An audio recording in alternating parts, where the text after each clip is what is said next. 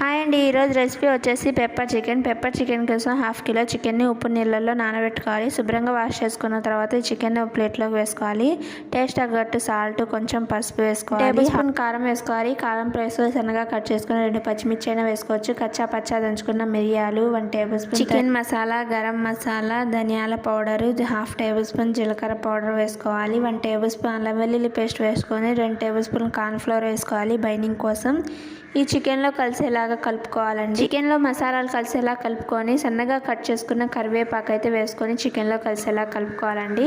ఇలా కలిపేసుకున్న తర్వాత వేడి ఆయిల్లో వేసుకొని ఫ్రై చేసుకోవాలండి. ఇలాంటి వీడియోస్ కోసం నా ఛానల్ని సబ్స్క్రైబ్ చేసుకోండి, లైక్ చేయండి, షేర్ చేయండి, కామెంట్ చేయండి. అలాగే నా ఛానల్ని సపోర్ట్ చేయండి. ఇలా చికెన్ ఫ్రై అయిన తర్వాత ఒక ప్లేట్లోకి అయితే సర్వ్ చేసుకోవాలండి. చికెన్ ఫ్రై చేసుకున్న తర్వాత ప్లేట్లో సర్వ్ చేసుకొని కొంచెం స్పైసీగా కావాలంటే చికెన్ పైన పెప్పర్ చల్లుకోవచ్చండి. వీడియో నచ్చితే లైక్ చేయండి, షేర్ చేయండి.